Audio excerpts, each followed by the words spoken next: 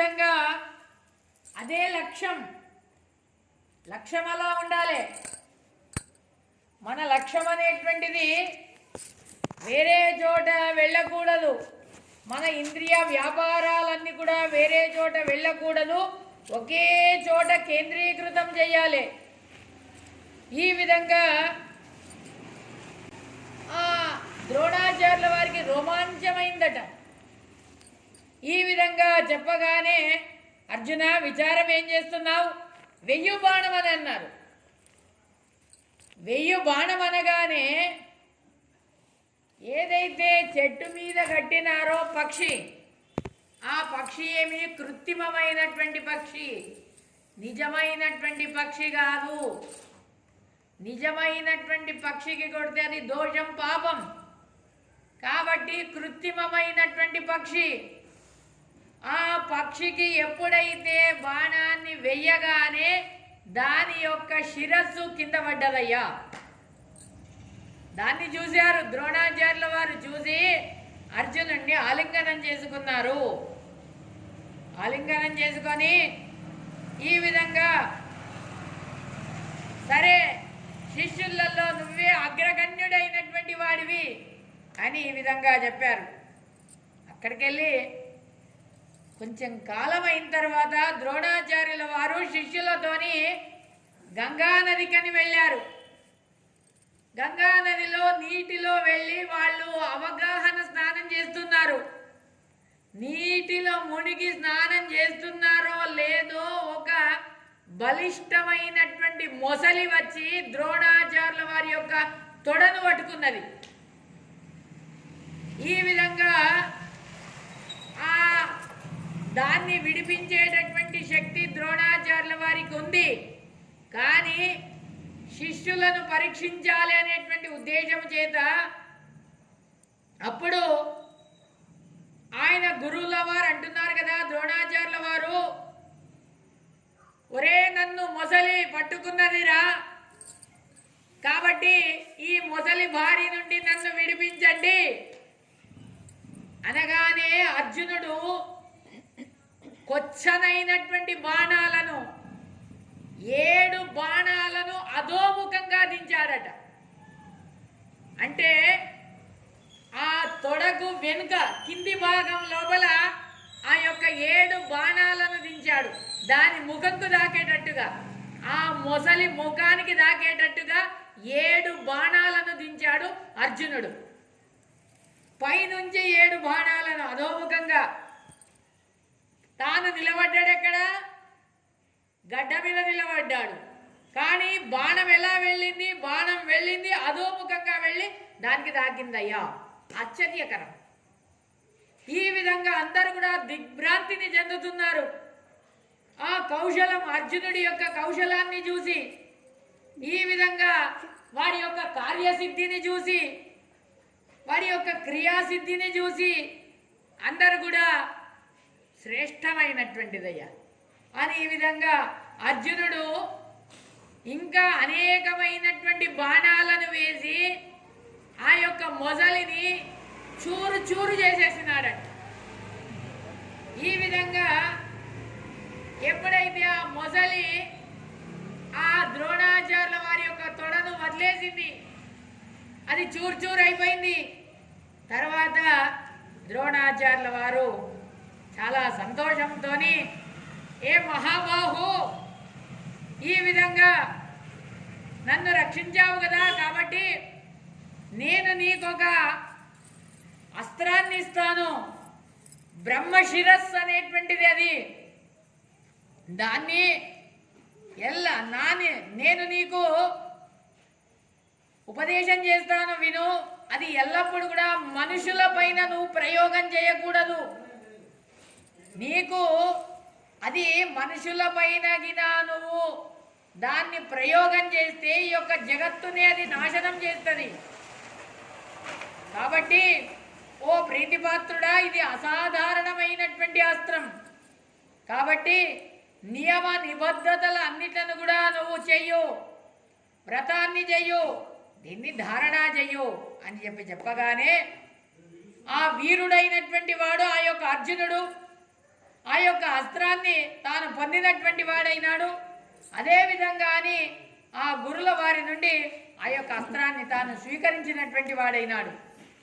ఈ విధంగా గురుల వారు అన్నారు కదా, నీకు సమానులైనటువంటి ధనుర్ధారి లోకం లోపల ఎవరు కూడా లేరు అని మరి ఒకసారి ఆ యొక్క ద్రోణాచార్యుల వారు చాటింపు చేశారు. ఈ విధంగా ఆచార్యుల వారు మహాభారత తాత్పర్య నిర్ణయం లోపల ఈ విధంగా చెప్తున్నారు. రాజకుమారులందరూ కూడా సకల శాస్త్ర సంపన్నులై పాండిత్యాన్ని పరీక్షగా పెట్టి రంగస్థలం లోపల వాళ్ళు ప్రవేశం చేస్తున్నారు. అప్పుడు అక్కడ ద్రోణాచార్యుల వారు ప్రారంభం లోపల ఎర్రనైనటువంటి గంధముతోని, పూలతోని, వస్త్రాలతోని మరియు ఆ యొక్క బెల్లము ముక్కలతోని, బెల్లము భక్ష్యాలతోని తమ గురువులు ఎవరు అంటే పరశురామదేవుడు. ద్రోణాచార్యుల వారి గురువు ఎవరంటే పరశురామదేవుడు. ఆ పరశురామదేవుడికి పూజ చేసినాడయ్యా. ఈ విధంగా తర్వాత ఆజ్ఞాపిస్తున్నారు. అక్కడ అందరూ కూడా భీష్మాచార్యులు, ద్రోణాచార్యులు, విదురుడు, ధృతరాష్ట్రుడు, కుంతి మొదలైనటువంటి సమూహం అంతా కూడా వీళ్ళు నేర్చుకున్నటువంటి విద్యలు ప్రదర్శన చేస్తారు కదా, మేము చూడాలని వస్తున్నారట వాళ్ళందరూ కూడా. ఈ విధంగా అక్కడ దుర్యోధనుడు గద ఎత్తుకొని వస్తున్నాడు, కోపంతోని వస్తున్నాడు. ఈ విధంగా ఒక దిక్కు భీమసేన దేవుడు, భీమసేన దేవుడి దిక్కు దేవతలు, దుర్యోధనుడి దిక్కు అంత అసురులు. ఈ విధంగా దేవ దానవుల యొక్క యుద్ధం నడిచినట్టుగా ఉంది. ఒక దిక్కు ఆ భీముడికి జయం కాని అంటున్నారు, ఒక దిక్కు ఆ దుర్యోధనుడికి జయం కాని అని ఈ విధంగా పలుకుతున్నారు. ఈ విధంగా ఆ ద్రోణాచార్యుల వారు ఎప్పుడైతే చాలా కోపంతో వచ్చేటప్పుడు అప్పుడు అశ్వత్థామాచార్యుల వారికి చెప్తారు కదా, వాళ్ళను నివారణ చెయ్యు చాలు అని చెప్తారు. మీరిద్దరు కూడా ఈ గదా యుద్ధం లోపల మీరిద్దరు కూడా నిపుణత పొందినారు అని చెప్తారు. వైశంపాయనుల వారు ఇక్కడ చెప్తున్నారు కదా, ఓ భరత వినవయ్యా, ఓ జన్మేజయ, ద్రోణాచార్యుల వారు ఈ విధంగా ధృతరాష్ట్రుడి దగ్గరికి వెళ్ళి ఈ పాండవులు కౌరవులు అస్త్ర విద్యను వాళ్ళు సంపాదన చేసినారు. ఈ విధంగా కృపాచార్యుల వారు, సోమదత్తుడు, మేధావి అయినటువంటి బాల్లీక, తర్వాత భీష్మాచార్యుల వారు, వ్యాసుడు, విదురుడు, వీళ్ళందరి సన్నిధానం లోపల ఆయన తెలిపినాడయ్యా, స్వామి ఈ కౌరవులు పాండవులందరూ కూడా విలువిద్యలన్నీ కూడా నేర్చుకున్నారు అనగానే ఆ కురుశ్రేష్ఠులైనటువంటి వాళ్ళు సంపూర్ణంగా విద్యలను పొందినారు. నీ యొక్క అభిప్రాయం వరకు ప్రకారంగా వాళ్ళ యొక్క కౌశలాన్ని మీ ముందర చూపెడతారు. ఎందుకొరకంటే పాపం వాళ్ళు విద్యలను నేర్చుకున్నారు, నేర్చుకున్నాక అది మీ ముందర చూపెట్టాలి, వాళ్ళకు మీరు ప్రోత్సహించాలి. కాబట్టి ఆ యొక్క ఆ ప్రోత్సాహకాన్ని మీరు చూపెట్టండి అనగానే సరేనంటారు. ఈ విధంగా ఆ మహారాజు అయినటువంటి ధృతరాష్ట్రుడు చెప్తాడు కదా, నా మనస్సు లోపల ఈరోజు చాలా సంతోషం కలిగింది నాయన అని అంటారు. ద్రోణాచార్యులను పిలిచి, ఆ ద్విజశ్రేష్ఠుడైనటువంటి ఓ ద్రోణాచార్యుల వారు, మీరు మహత్కార్యాన్ని సాధించారు, మహత్కార్యాన్ని చేశారు. ఈ విధంగా ఎప్పుడు ఈ కాలము సూక్తమవుతుందో అని నేను అనుకున్నాను. ఈ కాలం లోపల ఈ విధంగా మీరే స్వతహా వచ్చి నాకు చెప్తున్నారైతే నేను ఆదేశిస్తున్నాను. ఈరోజే నేను నా కొడుకులు వేసేటటువంటి అస్త్రాలను నాకు కళ్ళు లేకున్నా అని కూడా నేను చూడాలని అనుకుంటున్నాను అనగానే పెద్ద జాత్ర, చూడాలనుకుంటే పెద్ద జాత్ర అయింది. ఈ విధంగా ధర్మవత్సలుడైనటువంటి ఓ విదురా, ఆ యొక్క సత్కారానికి ఆచార్యుల వారు చెప్పినటువంటి ప్రకారంగా ఆ యొక్క కార్యాన్ని శీఘ్రంగా ఏర్పాటు చేయి, ఆ రంగస్థలం ఎక్కడ కావాలో దాన్ని ఏర్పాటు చేయి అని అన్నారు. ఈ విధంగా వైశంపాయనుల వారు అంటున్నారు కదా. అనంతరం ఆ రాజుగారి యొక్క అనుమతిని పొంది విదురుడితోని నగరం బయటకు వచ్చారు. మహాప్రాజ్ఞుడైనటువంటి ఆ యొక్క ద్రోణాచార్యుల వారు ఆ యొక్క భూమిని చూయించారు. ఎక్కడ రంగస్థలం, ఎక్కడ ఆ యొక్క యుద్ధ కౌశలం చేయాలనో అక్కడ అది సమముగా ఉంది. ఆ భూమి అక్కడ వృక్షాలు పొదలు అన్నీ కూడా ఉన్నాయి. ఈ విధంగా అక్కడ శ్రేష్టమైనటువంటి తిథి నక్షత్ర వారం లోపల అక్కడ దాన్ని పూజ చేసినారు. ఈ విధంగా నగరం లోపల అన్ని చోట్ల కూడా ఘోష చేయించినారు, వాద్య ఘోషాలన్నీ కూడా. ఆ కురు పాండవులందరూ కూడా విలువిద్యలను నేర్చుకున్నారు. మీరందరూ కూడా చూడడానికి రండి అని ఈ విధంగా శాస్త్రోక్త ప్రకారంగా రంగభూమిని దాన్ని నిర్మాణం చేసినారయ్యా. తర్వాత ఓ నరశ్రేష్ఠుడా వినవయ్యా జన్మేజయ, శిల్పులందరూ కూడా ప్రేక్షకులందరూ కూడా కూర్చోవడానికి వాళ్లకు ఆ యొక్క ఆసనాలన్నీ కూడా నిర్మాణం చేసినారట. స్టేడియంలు ఉంటాయి కదా ఇప్పుడు, ఆ స్టేడియం లాగా అక్కడ నిర్మాణం చేశారట. రాజులందరికీ కూడా సర్వ ఆయుధోపేతమైనటువంటి ఆ యొక్క ప్రేక్షాగారాలు, స్త్రీలందరికీ కూడా వేరే వేరే, స్త్రీలకు వేరే పురుషులకు వేరే ప్రేక్షాగారాలు వాళ్ళు చూడడానికి ఆ యొక్క దాన్ని అక్కడ పెట్టారు. అది ఓపెన్ థియేటర్. ఈ విధంగా ఆ యొక్క జానపదులందరూ కూడా జానపదాలన్నీ కూడా వాడుతున్నారు. ఈ విధంగా సుఖాసనాలు, అందరికి కూడా ఆసనం ఉంది అక్కడ. పునః సచివులు వాళ్ళందరూ కూడా దాంట్లో ఎవరైతే మంత్రులు ఎవరైతే అధికారులు ఉన్నారో వాళ్ళకు ఉన్నతమైనటువంటి ఆసనాలు ఉన్నాయి అక్కడ. ఈ విధంగా చాలా క్లుప్తమైనటువంటి ఒకటే రోజులు ఇవన్నీ కూడా తయారు కావాలి. ఎందుకంటే రాజుగారైనటువంటి ధృతరాష్ట్రుడి యొక్క ఆజ్ఞ ప్రకారంగా దాన్నంతా కూడా నిర్మాణం చేసినారయ్యా. తర్వాత ధృతరాష్ట్రుడు, సచివులు, అంతఃపుర జనులు, అమాత్యులు వాళ్ళందరూ కూడా అక్కడికి వచ్చినారయ్యా. వ్యాసుల వారి యొక్క అభిప్రాయం ప్రకారంగా భీష్మాచార్యుల వారిని ముందర చేసుకొని, తర్వాత ఆచార్య శ్రేష్ఠులైనటువంటి ఆ యొక్క కృపాచార్యులు బాల్లీకుడు, సోమదత్తుడు, భూరిశ్రవుడు వీళ్ళే మొదలైనటువంటి వాళ్ళందరూ కూడా అందరినీ తీసుకొని బ్రాహ్మణులతోని నగరం బయటకు వచ్చి ఆ రంగభూమి లోపల వాళ్ళు సమీపించినారయ్యా. అక్కడ ముత్యాలదే ఒక పెద్దదైనటువంటి హారం, ఆ ముత్యాల యొక్క హారం లోపల వైడూర్యాలన్నీ కూడా పొదిగినారు. అలంకృతమైనటువంటి సువర్ణమయమైనటువంటి ఆ యొక్క ప్రేక్షాగారాలు, దాన్ని ఎక్కి అక్కడ కూర్చున్నారయ్యా ఆ యొక్క రాజుగారు. ఈ విధంగా ఆ జయశీలుడైనటువంటి శ్రేష్ఠులైనటువంటి ఆ యొక్క గాంధారి, మహానుభావురాలైనటువంటి ఆ యొక్క కుంతిమాత, తర్వాత వేరే స్త్రీలు, పరిచారికలు, సంతోషంగా దేవతా స్త్రీలు ఈ విధంగా మేరు పర్వతంలాగా దాన్ని ఎక్కి కూర్చున్నారు. మనోహరమైనటువంటి తమ తమ ఆసనంలో వెళ్ళి వాళ్ళు కూర్చున్నారయ్యా. బ్రాహ్మణులు, క్షత్రియులు, వైశ్యులు, శూద్రులు వాళ్ళందరూ కూడా 4 వర్ణాల వాళ్ళందరూ కూడా అక్కడ వెళ్ళి కూర్చున్నారట. ఇది అద్భుతం. ఈ కౌశలాన్ని చూద్దామని పెద్ద సమూహం అందరు కూడా గట్టిగా మాట్లాడుతున్నారు. ఆ జనులందరూ కూడా వాద్యాలను వాయిస్తున్నారు. కోలాహలం అవుతుంది. పెద్ద సముద్రంలాగా శబ్దం వస్తున్నదట ఆ యొక్క జనుల యొక్క శబ్దం అంతా కూడా. ఈ విధంగా అనంతరం అశ్రులు గలవాడు, తర్వాత శుక్లమాలలను గలవాడు, ఈ విధంగా ఆ యొక్క ద్రోణాచార్యుల వారు తమ పుత్రుడితో సమేతంగా, అశ్వత్థామాచార్యుల వారితో సమేతంగా, తర్వాత మేఘరహితమైనటువంటి గగనం లోపల సూర్యుడు ఆ యొక్క అంగారకుడితోని వచ్చినట్టుగా ఆ రంగభూమి మధ్య లోపల తాను ప్రవేశించినాడయ్యా.